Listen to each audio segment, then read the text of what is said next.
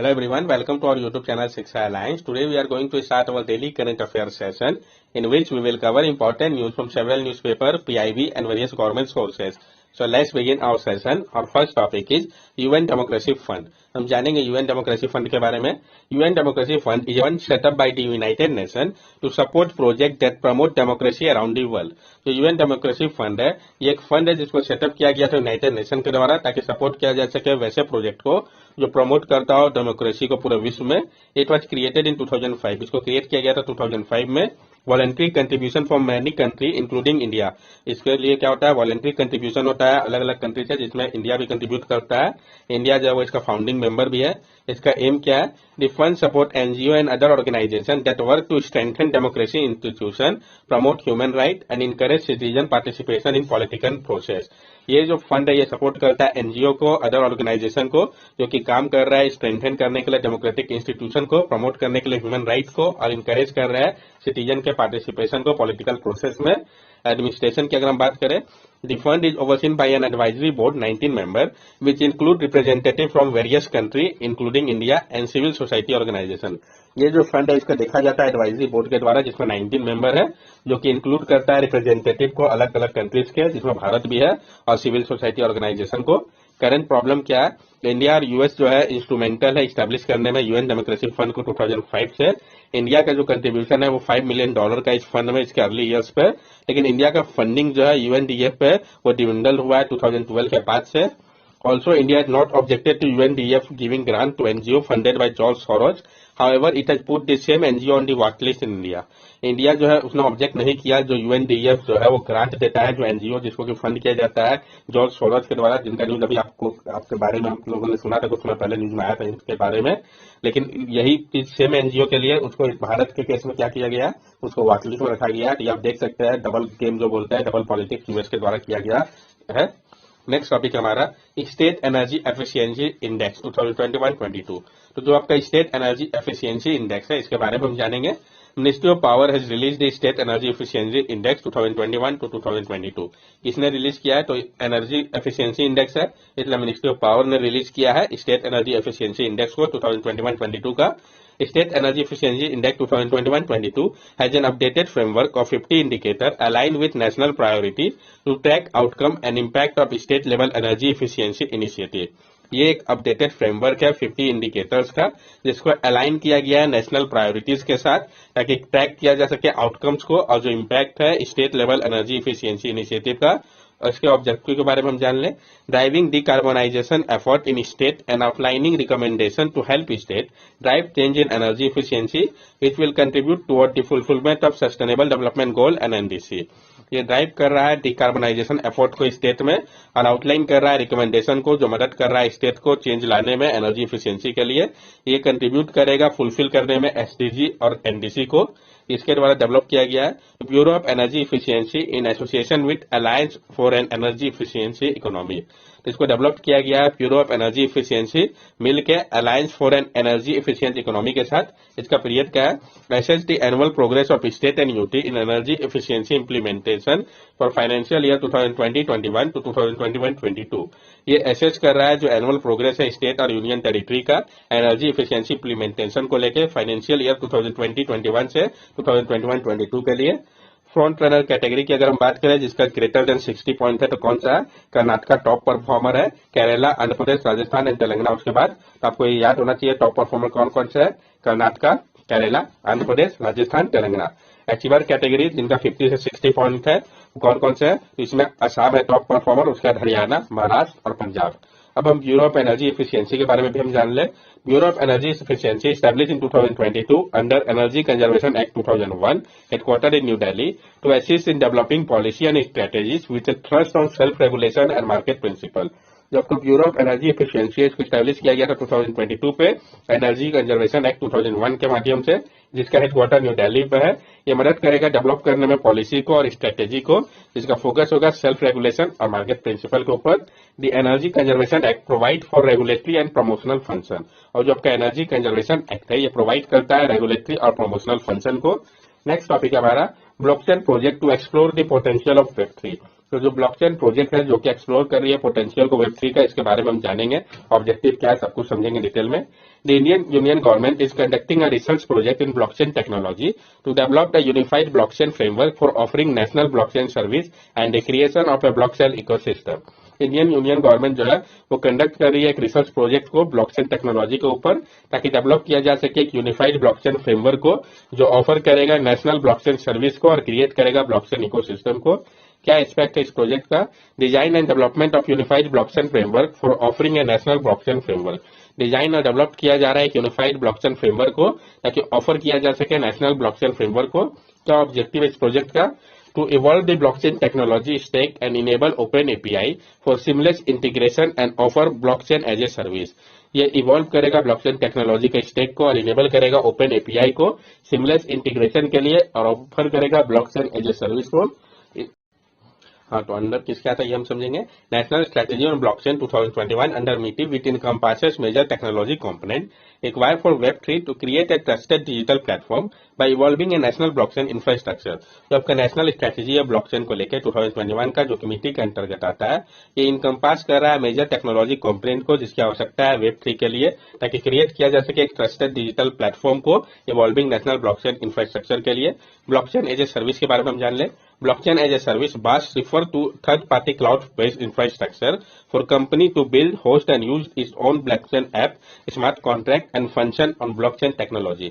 जो blockchain as a service है ये रिफर करता है third partly cloud based infrastructure को कंपनीज के लिए जो कि बिल्ड, होस्ट और यूज करेंगे अपने खुद के ब्लॉकचेन ऐप का, स्मार्ट कॉन्ट्रैक्ट और फंक्शन का ब्लॉकचेन टेक्नोलॉजी पे। बेनिफिट क्या होगा ब्लॉकचेन एज ए सर्विस का? Facilitate wider adoption of blockchain technology, reduce the cost of infrastructure for small company, promoting innovation and entrepreneurship and enable better security compliance by ensuring supply chain traceability। ये facilitate करेगा wider adoption को blockchain technology का, reduce करेगा जो cost है infrastructure का smaller company के लिए, प्रमोट करेगा इनोवेशन और एंटरप्रेन्योरशिप को जो इनेबल करेगा बेटर सिक्योरिटी कंप्लायंस को, इंश्योर करेगा सप्लाई चेन ट्रेसेबिलिटी को। ब्लॉकचेन के बारे में हम जान लें। Blockchain is a secure and decentralized way of storing information where each transaction or data is verified and recorded in a block, creating a chain of blocks that cannot be altered or deleted once added to the chain। Blockchain एक secure और decentralise वे है store करने का information को, जहां पे हर एक transaction या जो डाटा है उसको वेरीफाइड किया जाता है, रिकॉर्ड किया जाता है ब्लॉक में। ये क्रिएट करता है चेन ऑफ ब्लॉक को जिसको कि अल्टर या डिलीट नहीं किया जा सकता एक बार इसको अगर ऐड कर दिया गया चेन में। तो वेब 3.0 को हम यहाँ पे देख के समझ सकते हैं। तो इंडिया जो है वो कंडक्ट कर रहा है रिसर्च प्रोजेक्ट ब्लॉकचेन टेक्नोलॉजी के ऊपर जो कि ऑफर करेगा नेशनल ब्लॉकचेन सर्विस को एक्सप्लोर करने के लिए पोटेंशियल को वेब 3.0 का। वेब 3.0 को हम सीमेंटिक वेब के नाम से भी जानते हैं। ये रिप्रेजेंट करता है फ्यूचर को इंटरनेट का, जहाँ पे डाटा इंटरकनेक्ट रहेंगे, मशीन रिलेटेबल रहेंगे, अलाउ किया जाएगा मोर इंटेलिजेंट, कंटेक्स्ट अवेयर और पर्सनलाइज इंटरेक्शन को ह्यूमन और कंप्यूटर के बीच में। अब कंपैरिजन जो है वेब 1.0, 2.0, 3.0 के बीच में क्या है वो आप यहाँ पे देख सकते हैं। तो जो पीरियड था 1 का 1999 से 2005 था, वेब 2.0 का 1999 से 2012 था, वेब 3.0 का 2006 से अभी तक चल रहा है। पहला जो था वो फोकस कर रहा था कंटेंट पब्लिकेशन के ऊपर, जबकि दूसरा यूजर इंटरेक्शन और पार्टिसिपेशन के ऊपर, और वेब 3.0 इंटेलिजेंट वेब के ऊपर। इसी तरीके से इसका बाकी जो डिटेल्स वो यहाँ पे दर्शाया गया है। नेक्स्ट टॉपिक है हमारा डिटेक्टिंग टॉक्सिक पॉल्यूटेंट। तो हम जानेंगे जो बात कही गई है डिटेक्ट करने को लेकर टॉक्सिक पॉल्यूटेंट को। Scientist from the centre for nano and soft matter science have developed a new low cost substrate that can increase the sensitivity of surface enhanced Raman spectroscopy to help detect pollutant particles such as N-nitroso-diphenylamine, a potent carcinogen and a severe threat to mankind। जो scientist आपके centre for nano and soft matter science के, उन्होंने develop किया है एक नया low cost substrate को जो कि इंक्रीज कर दे रहा है सेंसिटिविटी को सरफेस इनहेंस्ड रमन स्पेक्ट्रोस्कोपी का। ये मदद करेगा डिटेक्ट करने में पॉल्यूटेंट पार्टिकल को, जैसे कि आपका एन नाइट्रोसो डाइफिनाइल अमाइन हो गया जो कि एक पोटेंट कार्सिनोजेन है और जो कि एक सीवियर थ्रेट है मैनकाइंड के लिए। रमन स्पेक्ट्रोस्कोपी के बारे में भी हम जान लें। Raman spectroscopy is a scientific technique that helps to identify and study the property of different material. It works by shining a laser beam on a sample and measuring the scattered light that comes back. This scattered light contains information about the chemical composition and structure of the material being studied, which can be used to identify different molecule and compound। जो Raman spectroscopy है ये एक scientific technique है जो मदद करता है identify करने में और स्टडी करने में प्रॉपर्टी को अलग अलग मटेरियल का।